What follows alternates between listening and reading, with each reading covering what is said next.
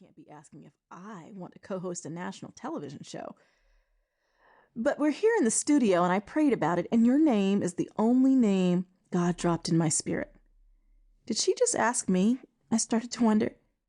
Would you be willing to serve as our co-host for the first few weeks while we figure out what direction to take? Rosalind finally asked. Wow.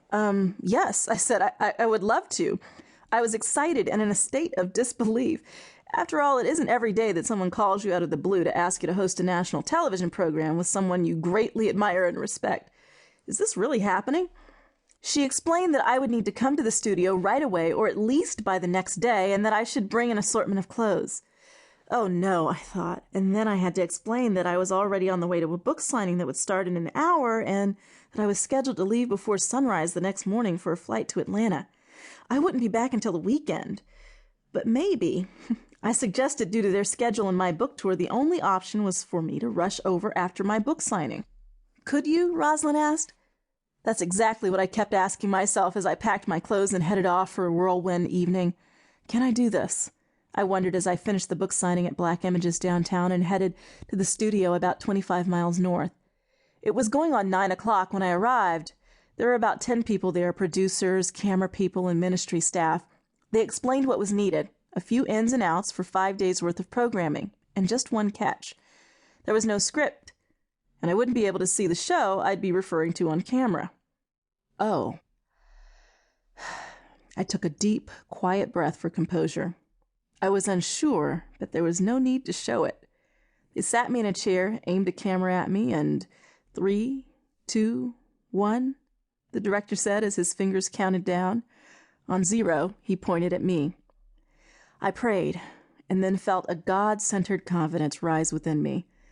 I'd spent the previous 3 months being interviewed weekly on KXAS-TV, NBC5 in Dallas, so I'd begun to get used to talking into a camera.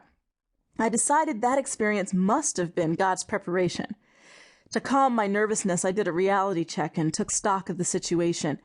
I knew if I thought of this as a big deal, a show that would be seen daily around the country and in multiple foreign countries, I'd get nervous. So I told myself, you're just talking to some people while they start their day by enjoying great biblical teaching from T.D. Jakes. I reminded myself that television is experienced one person at a time.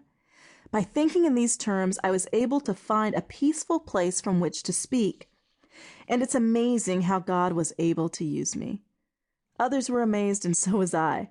That moment was a real turning point.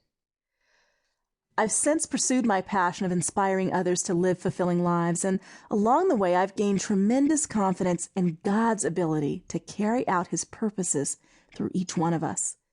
For nearly a year in 2001 and 2002, I served on the air as the program's co-host, and I also helped create show ideas and coordinate guests.